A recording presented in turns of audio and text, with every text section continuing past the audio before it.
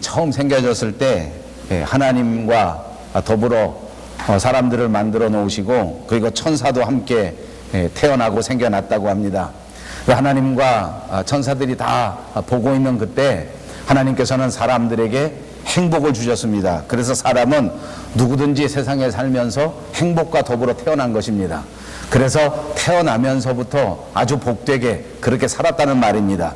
그런데 안타깝게도 태어나면서부터 이렇게 행복을 가지고 태어난 사람들이 모두가 다 건방져지고 모두가 다 오만해지고 모두가 다 교만해져 버린 것입니다. 하나님과 더불어 천사들이 생각해 보니까 이 사람들에게 처음 태어나면서부터 행복을 주는 것이 그렇게 좋지 않은 것 같다. 왜냐하면 사람들이 태어나면서부터 행복을 마음껏 누리게 되니까 복이 복인 줄 모르고 복이 귀한 줄 모르고 자꾸 교만해져서 사람들 사이에 분쟁만 생기고 아픈 일들이 많이 생기니까 이게 조금 문제가 있다. 그러니까 이 행복을 아주 없애버릴 수는 없고 하나님께서 인간에게 주신 선물이기 때문에 이 행복을 어떻게 하면 좋을까 하고 생각하다가 이걸 좀 숨겨놓자. 그래서 사람이 태어나면서부터 무조건 복을 받아 누리는 것이 아니라 이 행복을 좀 찾고 이 행복을 위해서 좀 노력하고 이 행복을 위해서 좀 집중하는 사람은 행복을 찾을 수 있게 하고 그렇지 못한 사람, 아무 개념 없이 세상을 사는 사람들은 행복을 아주 한참 동안 찾지 못하게 그렇게 만들면 좋겠다. 이렇게 생각을 하게 됐단 말입니다. 어떤 심술 맞은 천사가 있었던 모양입니다. 아무튼 제 마음하고 비슷합니다. 그래서 숨기기로 했습니다. 어디다 숨길까 하고 여러 회의를 했습니다. 한 천사가 손을 번쩍 들고 말하기를 저 바다 깊은 곳에다가 행복을 숨깁시다. 이렇게 말했습니다.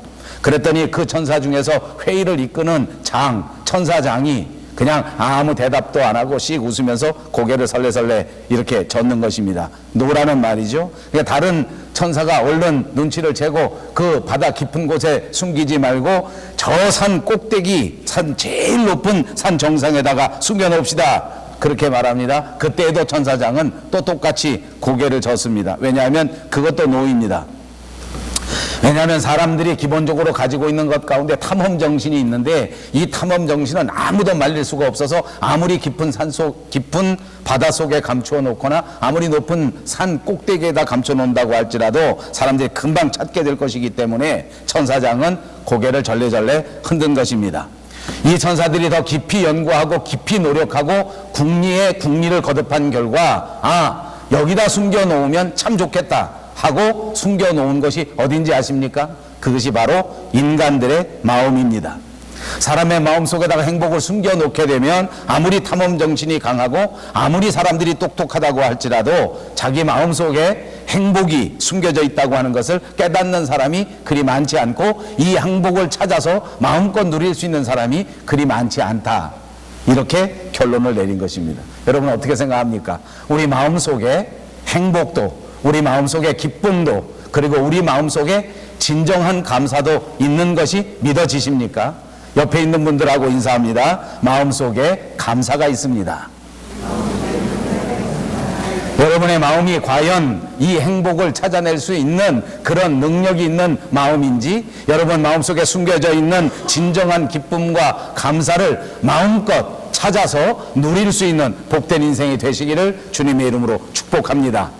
우리 캐나다가 지키는 추수감사절은 맨 처음 그 역사를 찾아보면 미국의 그것과는 조금 다릅니다. 물론 한국이 지키는 추수감사절과도 조금 다른 근원을 가지고 있습니다. 영국에서 살았던 영국 출신의 유명한 항해 탐험가 가운데 마틴 프로비셔라고 하는 사람이 살았다고 합니다. 이 마틴 프로비셔라고 하는 사람과 추수감사절은 밀접한 관계가 있습니다.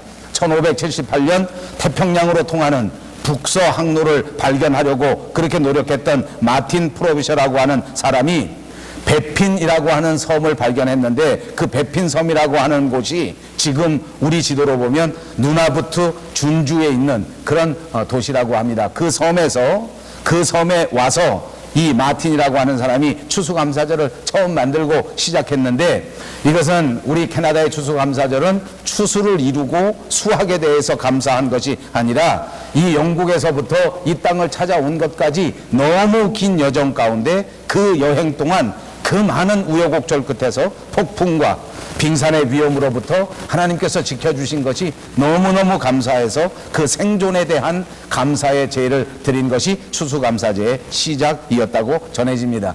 그런가 하면 미국의 추수감사절은 처음 청교도들이 미국으로 이주해 왔을 때 여러 어려움을 겪고 난 다음 드디어 수확을 거둔 추수에 대한 감사에서부터 유래한 것입니다. 미국의 플리머스라고 하는 곳으로 이주한 청교도들이 인디안들과 서로 여러 일들을 겪은 다음에 인디안들을 통해서 경작법을 알게 되고 인디안들 때문에 드디어 옥수수를 심고 옥수수를 거두게 된 것입니다. 이것을 계기로 해서 그 기쁨도 그 감사도 표시하기 위해서 1621년에 드디어 3일간 추수를 감사하는 축제를 벌인 것이 추수감사절의 시작입니다.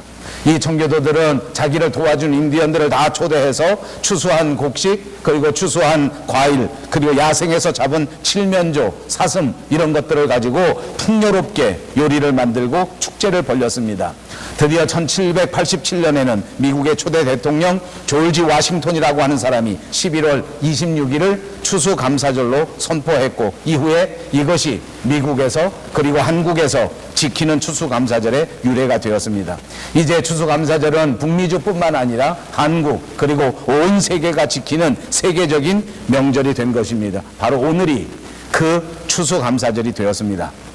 사도 바울은 신약성경 로마서 6장 9절에서 10절에서 말씀하시기를 세상 사람들 보기에 우리가 모두가 다 무명한 자 같으나 그러나 우리는 유명한 자요, 세상 사람들이 볼 때 우리가 다 죽는 자 같으나 보라 우리가 산 자이고, 또 세상 사람들이 우리를 볼 때 우리는 모두 근심하는 자 같으나 그러나 우리는 항상 기뻐하고, 세상 사람들이 우리를 볼 때 우리를 가난한 자라고 볼지 모르지만 그러나 우리는 오히려 많은 사람을 부유하게 하고 아무것도 없는 자 같이 보일지 몰라도 세상에 가장 소중한 모든 것들을 가진 자다, 이렇게 간증한 적이 있습니다.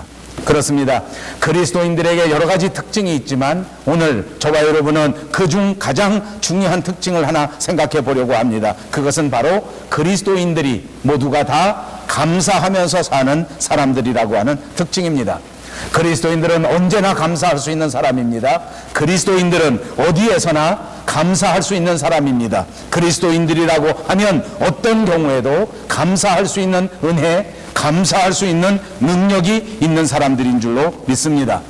그러므로 여러분, 오늘 우리 스스로를 한번 돌아보시기 바랍니다. 내가 살아가면서 우리 환경 가운데 감사가 없다고 하면, 내가 만약 지금 내 마음속에 감사가 없다고 하면 우리는 그리스도인으로서 가져야 할 가장 소중한 특징을 잃어버린 것입니다. 뭔가 2% 부족한 그리스도인의 모습이다 라고 스스로를 점검해 볼 수 있어야 합니다. 그리고 이것 때문에 스스로 반성할 수 있는 계기가 되어야 할 줄로 믿습니다. 오늘 저는 본문을 통해서 과연 우리 그리스도인들이 무엇을 감사할 수 있을 것인가, 그 감사의 조건을 다시 한번 찾아보려고 합니다. 그 첫 번째는 우리가 감사할 수밖에 없는 감사의 조건, 첫째, 하나님의 사랑을 받은 하나님의 자녀가 된 것입니다. 우리가 하나님의 자녀가 됐다고 하는 것은 정말로 우리가 하나님 앞에 감사할 수 있는 조건인 줄로 믿습니다. 우리 모두가 하나님의 자녀입니다. 우리는 하나님의 자녀로서 하나님 아버지로부터 정말 엄청난 사랑을 받고 사는 사람들인 줄로 믿습니다. 이 사실을 꼭 믿으시기를 바랍니다. 보라, 아버지께서 어떠한 사랑을 우리에게 베푸사 하나님의 자녀라 일컬음을 받게 하셨는가. 우리가 그러하도다 본문이 말씀하고 있지 않습니까? 아버지께서 우리에게 얼마나 큰 사랑을 베풀어 주셨는가, 우리에게 질문하고 있는 것입니다. 얼마나 큰 사랑을 베풀어 주셨는지 그것을 날마다 생각하셔야만 할 것입니다. 요한복음 3장 16절에는 하나님이 세상을 이처럼 사랑하사 독생자를 주셨으니 이는 그를 믿는 자마다 멸망치 않고 영생을 얻게 하려 하심이라. 여러분, 하나님이 이처럼 우리를 사랑하셨다고 말씀하셨을 그때의 이처럼이라고 하는 것은 무엇을 말씀하는 것이겠습니까? 하나님이 베푸신 사랑이 이처럼 크고 이처럼 아름답고 이처럼 깊고 이처럼 귀하다는 말 아니겠습니까? 하나님이 저와 여러분에게 베풀어 주신 사랑, 그것은 큰 사랑입니다. 성경이 우리에게 말하기를 하나님이 베풀어 주신 큰 사랑이라고 말씀한 것과 똑같습니다. 로마서 5장 8절에 보면 우리가 아직 죄인 되었을 때에 그리스도께서 우리를 위하여 죽으심으로 하나님께서 우리에 대한 자기의 사랑을 확증하셨느니라. 그렇습니다. 하나님은 사랑이십니다. 우리를 죄에서 구원하시려고 하나님께서는 당신의 아들 독생자를 이 땅 위에 아낌없이 보내주신 것입니다. 이것이 위대한 사건입니다. 이것이 놀라운 사건입니다. 이것이 큰 사랑의 결정적인 사건입니다. 하나님이 누구십니까? 하나님은 온 우주 만물을 지으신 창조주 하나님이십니다. 하나님의 특징은 공의입니다. 공의로우신 하나님, 정의로우신 하나님.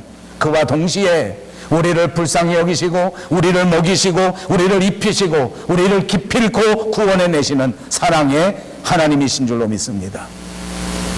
여러분, 하나님은 공의의 하나님, 하나님은 빛의 하나님이십니다. 우리가 요한일서를 강의하는 동안 이미 배웠습니다. 하나님 앞에는 어두움이 존재하지 않습니다. 하나님은 정의 그 자체입니다. 그러므로 하나님 앞에는 죄가 조금도 존재할 수가 없습니다. 하나님은 빛이시라 그에게는 어둠이 조금도 없으시니라. 요한일서 1장 5절에 말씀하시지 않았습니까? 하나님은 빛이십니다. 빛 가운데 행하시고 빛 가운데 우리를 만드시고 지금도 빛 가운데 계시면서 우리로 하여금 빛으로 나와 하나님과 계속 관계를 가지시기를, 사귐을 가지시기를 원하고 계시는 줄로 믿습니다.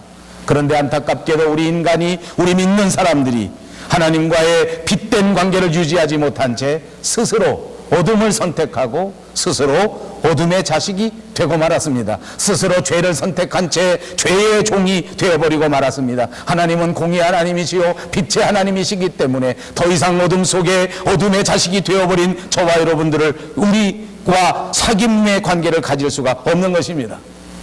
공의의 하나님을 생각하면 생각할수록 율법을 강조할 수밖에 없습니다. 죄 지으면 죽는다는 말입니다. 죄를 지으면 어쩔 수 없이 그 결과는 사망이다. 정령 죽으리라. 범죄하는 영혼은 죽게 되는 것입니다. 죄의 결과야말로 분명히 하나님과의 단절이라고 성경은 선언해 주었습니다.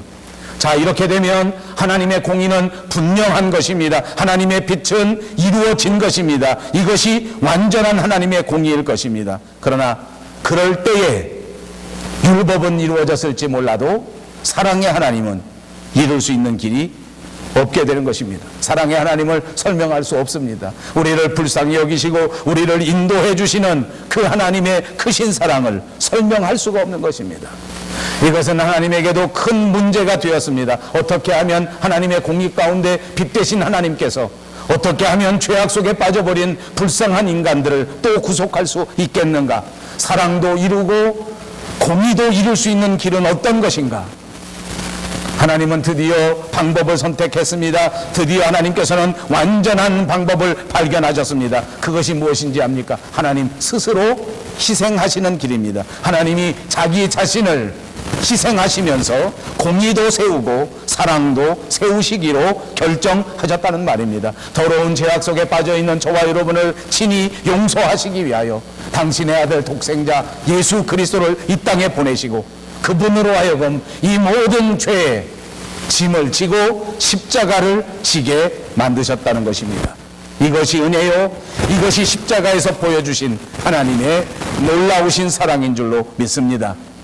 하나님께서는 스스로 위대한 하나님이 되시는 것을 나타내시기 위해서 범죄에 있는 사람들을 다 심판하고 어두움 속에 들어가 있는 자들은 전부 묶어서 지옥에 보내버린다고 하면 그것이 당연한 것일 것입니다.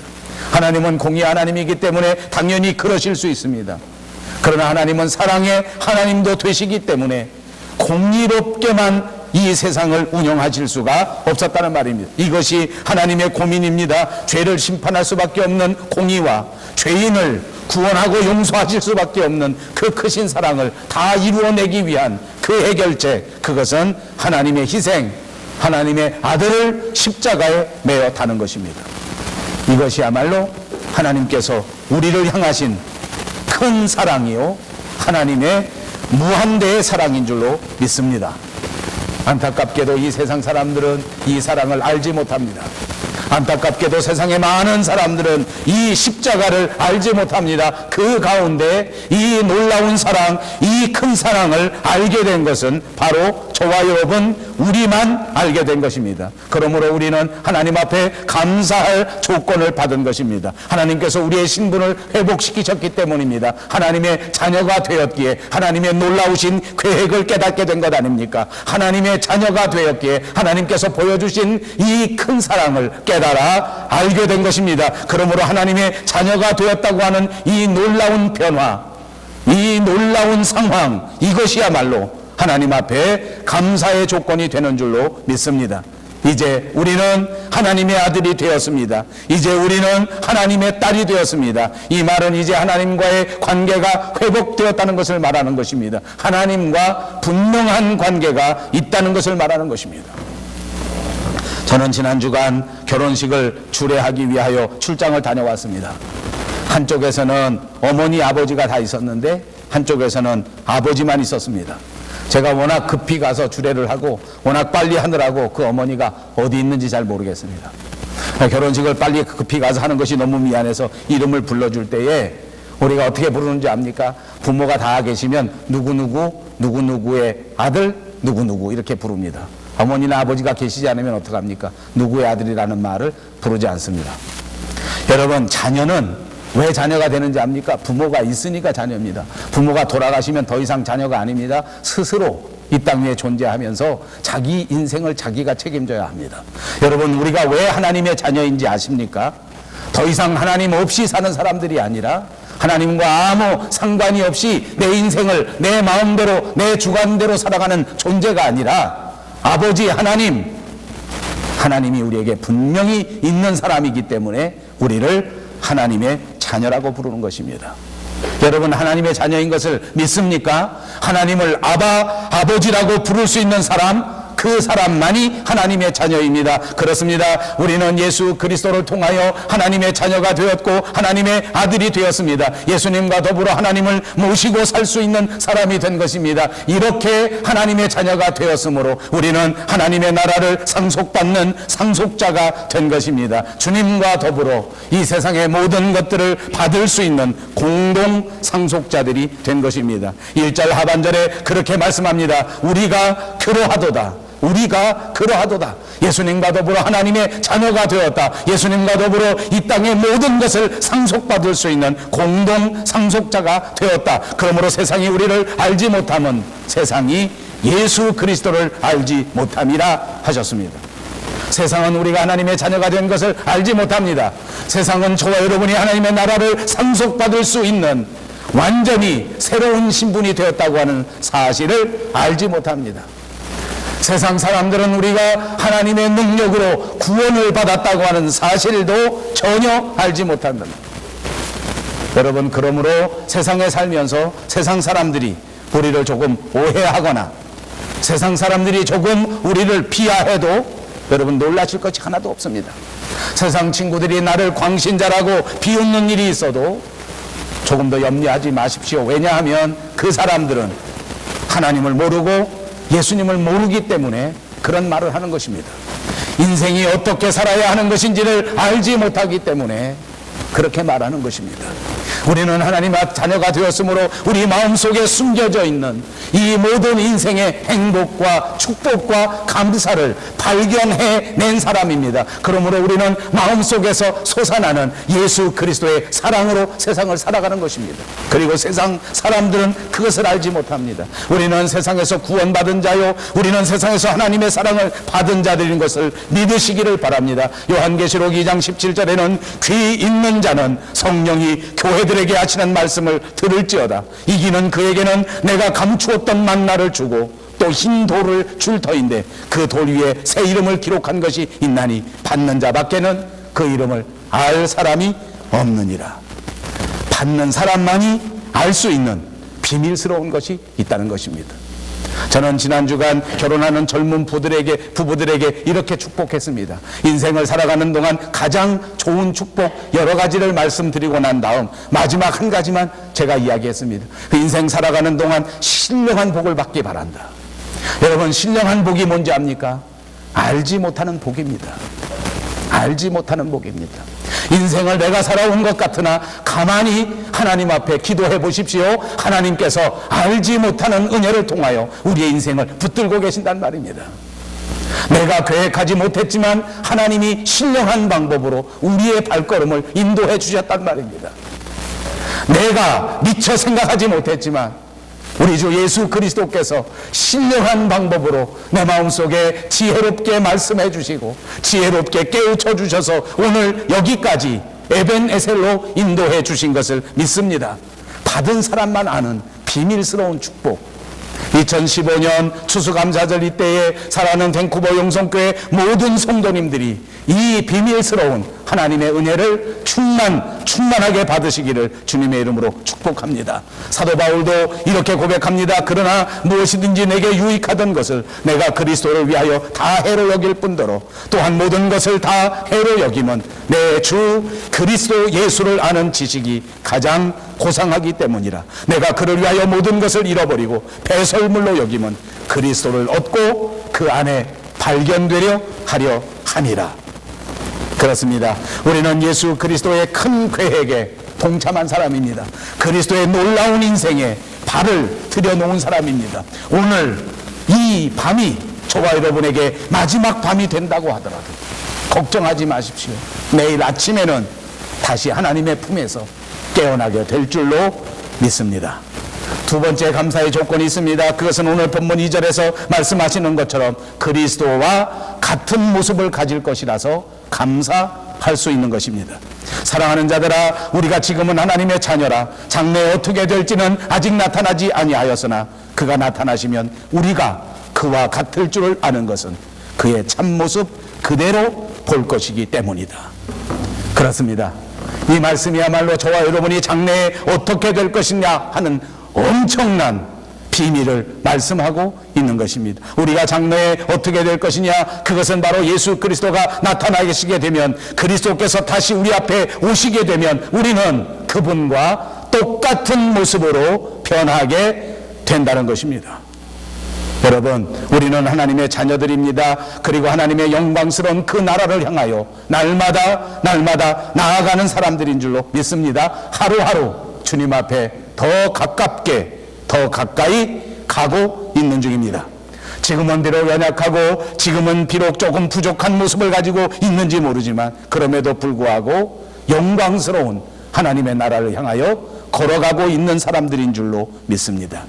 우리 주님 말씀하셨습니다. 요한복음 14장 1절과 2절에서 너희는 마음에 근심하지 말라. 하나님을 믿으니 또 나를 믿으라. 내 아버지 집에 거할 곳이 많다.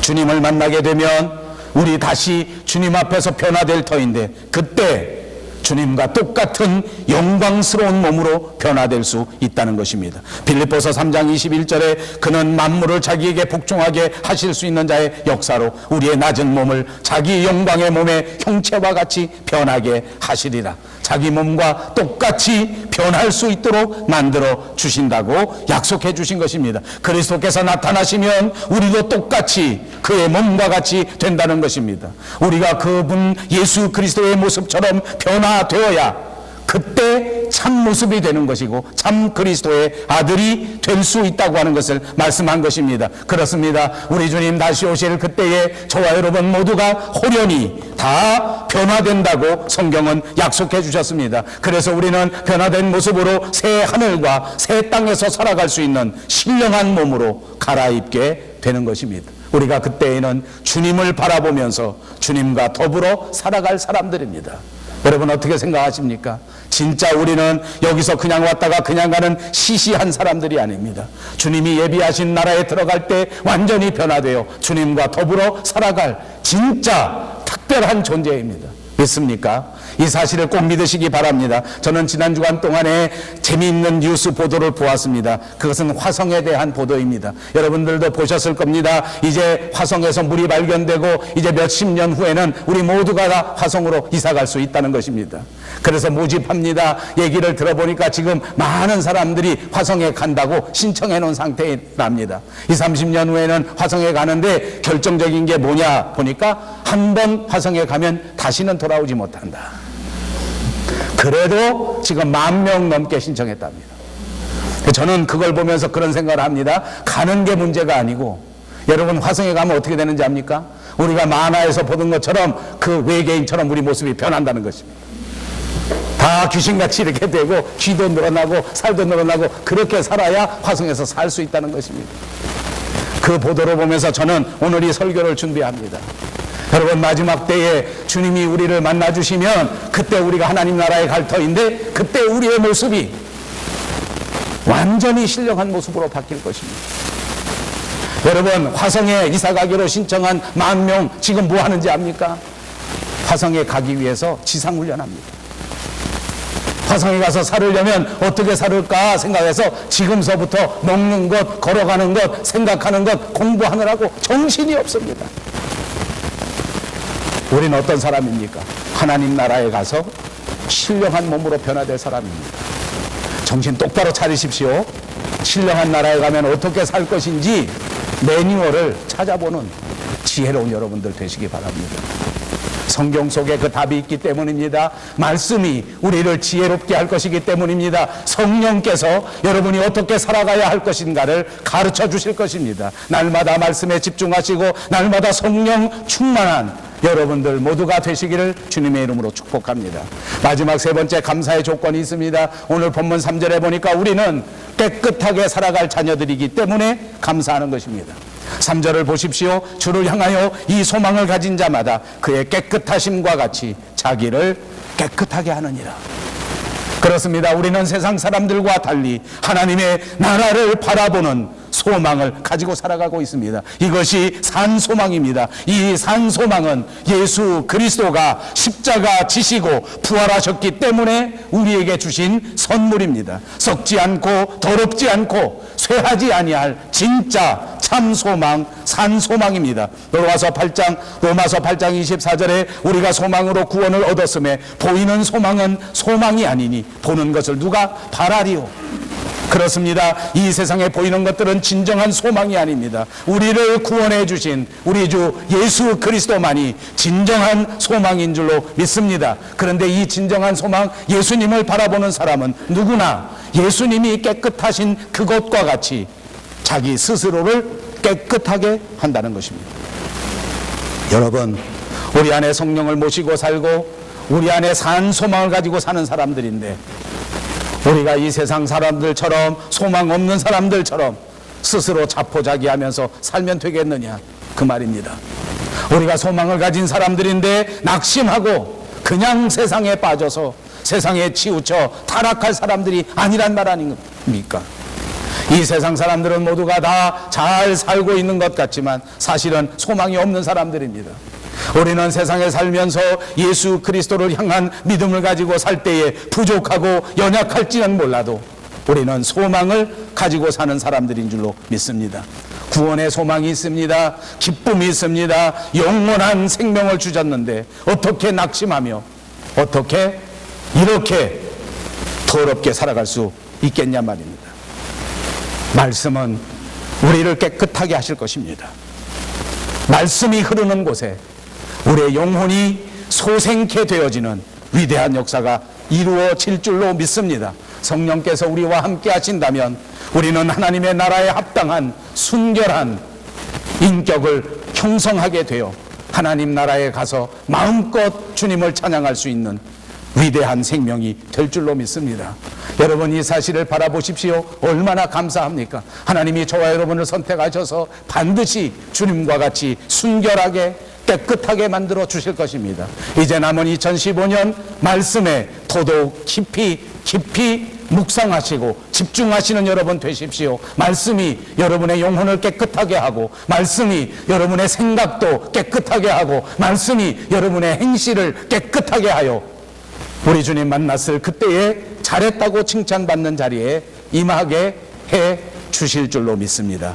이 추수감사절 주님이 우리에게 베풀어 주신 그 구원을 확신하시고 주님이 우리에게 주시는 마음속에 진정한 기쁨과 행복도 발견하셔서 하나님 앞에 늘 감사하면서 살아가시는 여러분 모두가 되시기를 주님의 이름으로 축복합니다.